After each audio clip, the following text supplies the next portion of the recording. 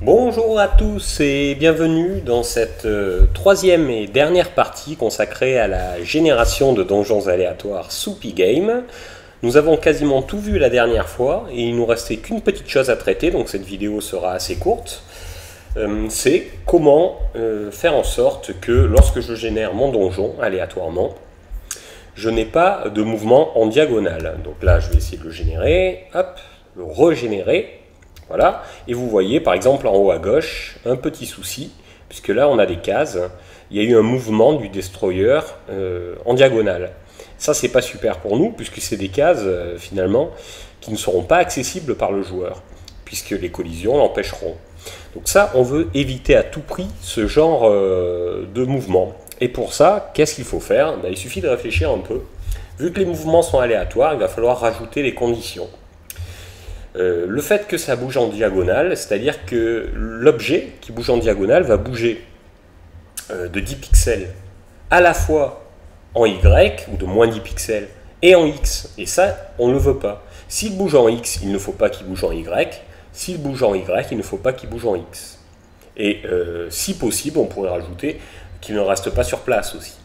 Voilà, qu'il soit obligé de bouger. On peut rajouter tout un tas d'autres règles, je ne rentrerai pas trop dans le détail aujourd'hui, je pense qu'on va se limiter à ça, même si c'est assez court.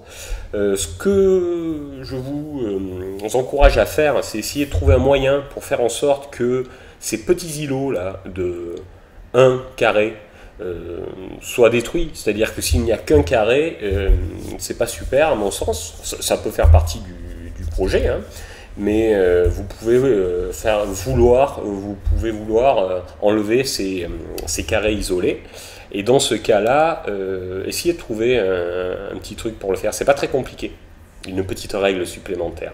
Donc, sans plus attendre, je vous propose de commencer. Donc, fermons ceci et je vous invite à vous rendre dans votre fonction World Creation.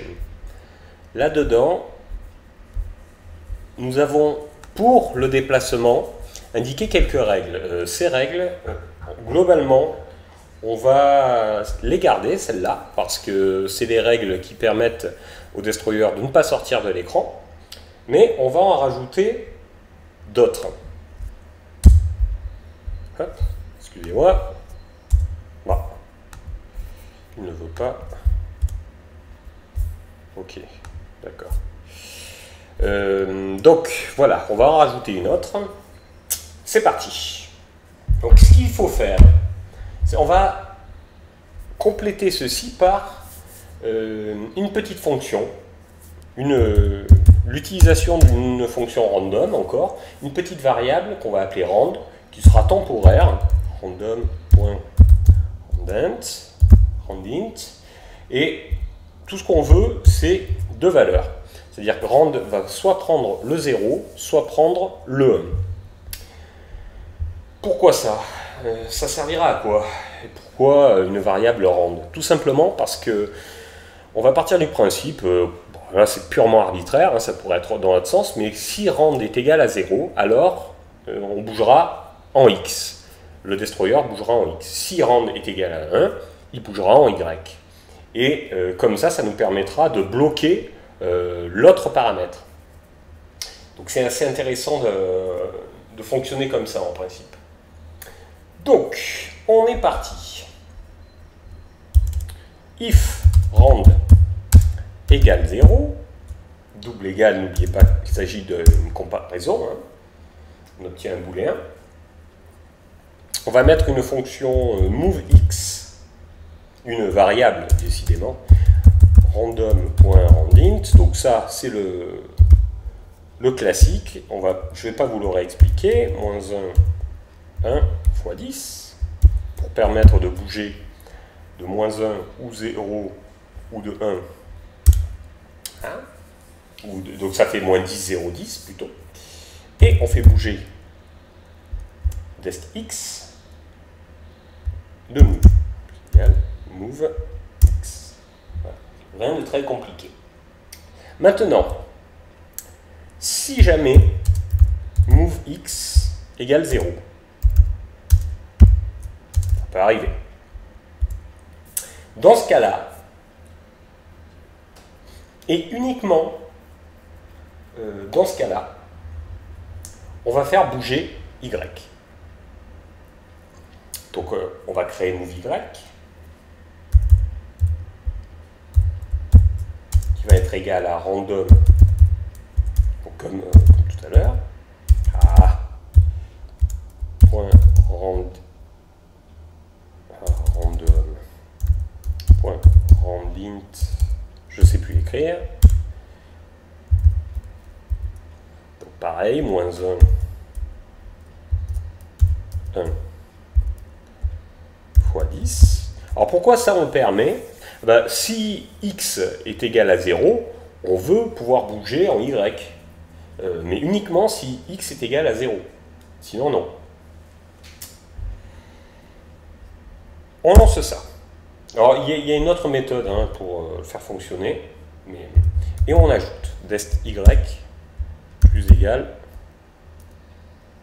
move y. Alors je le mets là, parce que c'est vraiment très... Oui, on va le mettre là. On a un souci, c'est si move x et move y sont tous les deux égales à 0, l'objet n'avance pas, c'est pas ce qu'on veut. Donc pour éviter ça, si move y est égal à 0, ben on va reprendre les deux lignes du dessus et on le refait indéfiniment jusqu'à obtenir une valeur différente de 0 pour y. Et voilà, on a quasiment fait la première, partie. Tout ce qu'il nous reste à faire maintenant, c'est le elif. Elif rand égale 1. Donc il y a 50% de chance que ça arrive. Et en gros, je vais le retaper. Non, allez, je vais le copier, le coller, on va modifier quelques trucs. Je sais que j'ai quelques collègues qui vont m'engueuler parce que j'ai fait ça, mais ça ira plus vite. Et on va changer tout. Cette fois, c'est move y. On commence par move y, et dest y plus égal move y. If move y est égal à 0, dans ce cas, move x, c'est move x qu'on bougera. Dest x plus égal move x. Si move x est égal à 0, dans ce cas, on le relance à nouveau jusqu'à ce qu'il ne soit plus égal à 0. Donc normalement, maintenant, ça devrait fonctionner. Donc on va quand même vérifier, parce que là je vois déjà des petites erreurs de frappe. C'est pas -1 mais -1. Problème de faire des copier-coller un peu stupides, mais c'est vrai que ça peut faire gagner du temps quand c'est un petit truc comme ça. Ensuite, on va le lancer. Il y a deux ou trois petites choses, vous allez y réfléchir. Il y a deux ou trois petites choses qui peuvent provoquer des erreurs encore. Il y a une chose que j'ai pas enlevée, que j'aurais dû enlever. Je ne sais pas si vous le voyez. Et il y a une condition. En fait, il ne faut pas que ce soit une condition, il faut que ce soit autre chose, il faut que ce soit une boucle. Si on veut que ce soit vraiment parfait. Mais quand même, on va le lancer pour voir ce que ça donne maintenant. Il ne devrait pas y avoir d'erreur, c'est juste que quand on le lance, on va attendre un peu, voilà, ça marche, mais on a toujours normalement ces effets de diagonale là. Vous voyez ici, ici, ici. Donc, qu'est-ce qui cloche? Voilà. Une lecture approfondie de ce code doit permettre de vous le dire. Vous pouvez mettre pause et essayer de trouver par vous-même. Moi, je vais vous le dire tout de suite. Première chose, c'est que, bien sûr, il faut enlever ceci. On l'avait mis au départ pour faire bouger aléatoirement les cubes, le carré, le destroyer. Mais si on le met dès le départ, tout ce qu'on a fait après ne sert plus à rien.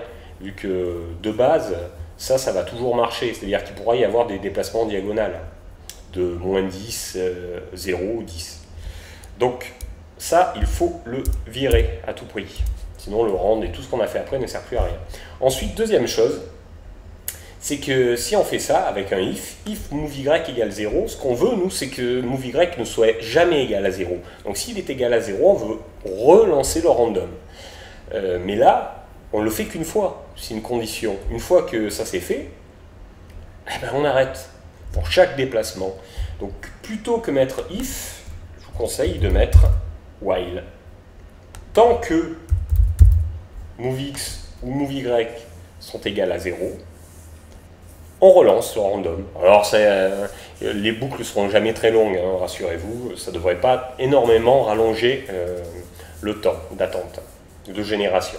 Donc maintenant j'enregistre et je lance.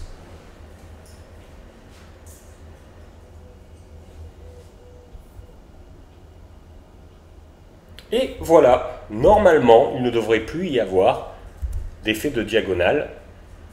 Alors j'espère que ça ne me fera pas mentir, mais il n'y a pas d'effet de diagonale. Alors, autre petit souci que vous voyez quand même, c'est qu'il y a des endroits où ça peut sauter.